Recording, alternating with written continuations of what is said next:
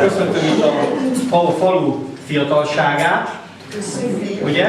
Mert elnézést kérek, itt nem idősek klubja van, hanem ugye a fiatalok klubja, vagy a szép klubja. Tegyük már hozzá, igen. Itt azért vannak már új arcok is, aminek most nem tudom, hogy az ember örüljön, vagy ne örüljön. Én éppen most mondtam itt már több kedves vendégnek is, hogy már lassan én is majd oda beületek, de hál' Istennek a feleségem előtt fogok ülni. Nem lesz. Tehát valami előkerül ide, én nekem még hál' Istennek még lesz egy 6-7 éve, amíg talán majd én is majd beültetek ide, de egyelőre még azt hiszem jobban szeretek itt ezen az oldalon állni. Most azért ez egy kicsikét más, hát nem is ünnepség, hanem ilyen baráti buli vagy összejövetel lesz, és az önkormányzat, ugye, mert ezt az önkormányzat szervezi minden egyes évben, és most már ennek hagyománya van, mindig meg is fogjuk ezt szervezni. Én legalábbis úgy gondolom, hogy a művelés, azért az IKSZT könyvtár dolgozói ezt mindig meg fogják szervezni a fiataloknak, mármint át ilyen majd akkor nekünk. Most azonban annyi volt másik kicsikét, hogy egy kis műsorral is készítünk, 3 előadásra is, illetve hát azon belül ugye a gyermekfellépők azok jóval többen, mint majd utána Enikővel. Én az a kérésem, hogy nagyon nagy szeretettel hallgassák, mert tényleg mindenki sokat készült erre a műsorra, sokat gyakoroltak, lehet, hogy kicsit izgulnak is. Beállítottunk most még hangszórókat, mikrofont, mindent azért, hogy kicsit jobban is lehessen majd hallani, meg még talán, ha minden igaz, akkor készül egy felvétel is erről, hogyha az Attilának sikerül beállítani. Ilyen. És akkor fölkérem Illingót és Bonifátot. Nagy tapssal gondolom.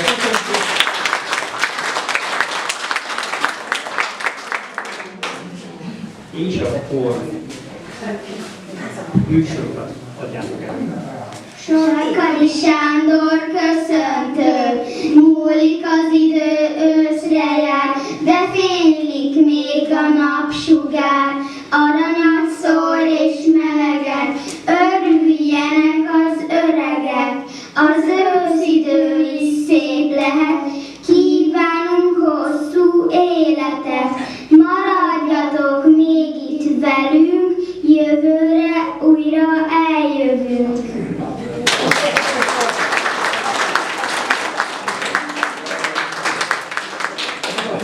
Meghajolni kellett. Igen.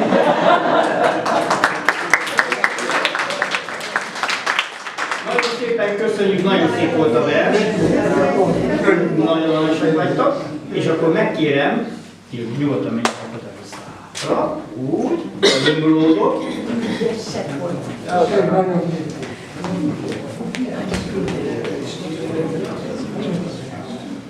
Meg így minden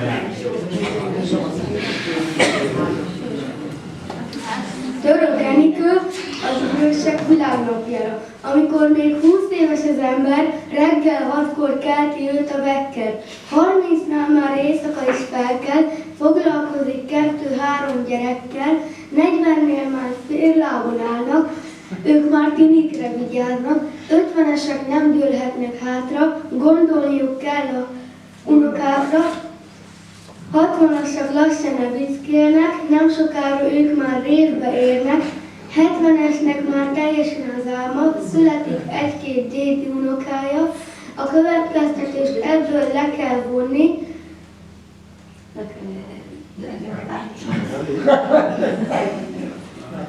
ja, a legszebb, legjobb nyugdíjasnak lenni.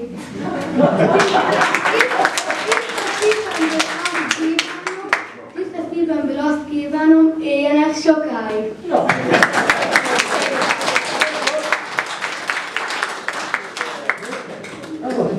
Hány éves vagy, nagyapa? Nagyapa, hány éves is vagy? Hadd gondolkozzam egy kicsit. A televízió, gyermekbénulás elleni védőoltás, a kontaktlencse előtt születtem. Még nem találták fel a mosogatógépet, szárítógépet, nem volt még radar, hitelkártya. Nagyanyád és én összeházasodtunk, együtt életünk minden családban volt apuka és anyuka. 25 éves koromig minden rendőrt és férfit uramnak szólítottam, minden nőt pedig asszonyomnak. Párjuk a galamboknak és a nyulaknak volt, de nem az embereknek. Az én időmben, ha egy hölgy felszállt a buszra, a gyerekek és a fiatalok mindenki másnál hamarabb álltak fel, hogy átadják a helyüket. A mi életünket a 10 parancsolat törvények tisztelete szabályozta. A komoly kapcsolat azt jelentette, hogy jóban voltunk unokatestvérekkel, barátokkal. Ismeretlen volt a mobiltelefon, CD, DVD számítói. A notebook a jegyzetfüzet volt. Az órákat naponta felhúzták. Semmi digitális nem létezett, nem volt pénzkiadó automata, mikrohullámú sütő. Nem léteztek színes képek, csak fekete-fehérek. Nem hallottunk McDonald'sról, se az instant kávéról. Az én időmben a füvet nyírták, nem pedig szívták. Mi voltunk az utolsó nemzedék, amely azt hitte, hogy egy asszonynak férje van szüksége ahhoz, hogy gyerekei legyen. És most mondd, szerinted hány éves vagyok? Hát nagyapó biztosan több mint 200, felelte az unoka. Nem kedvesem, csak 60.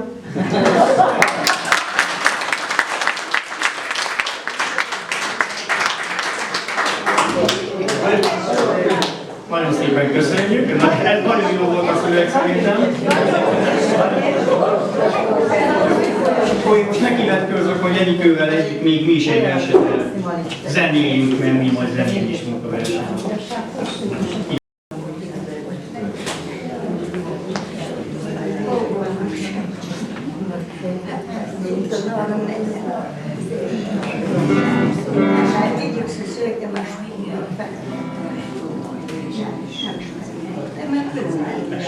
Miliska zsejke, az örök fiatalság.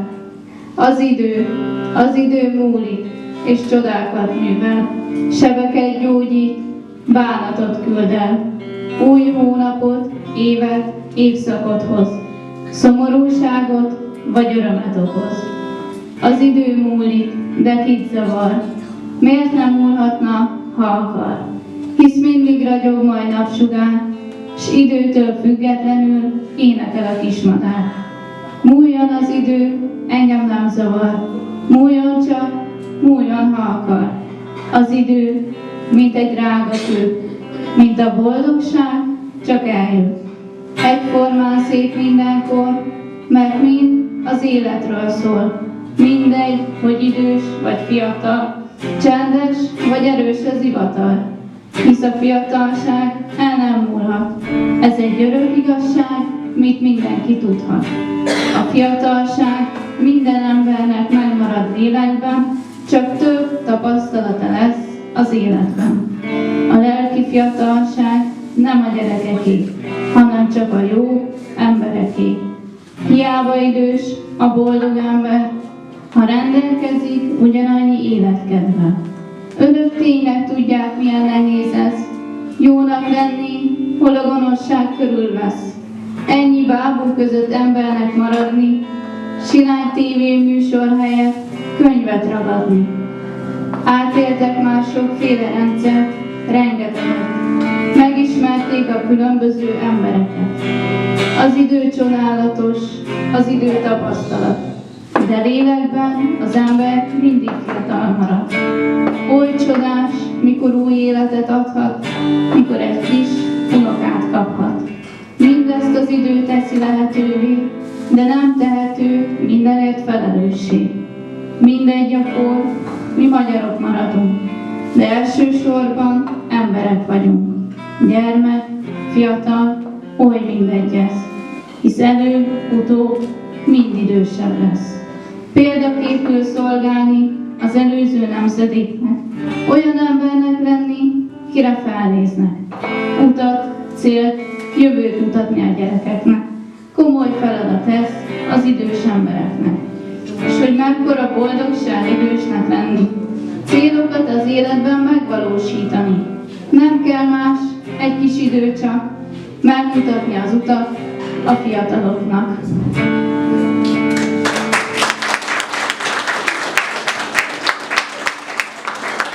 Thank you.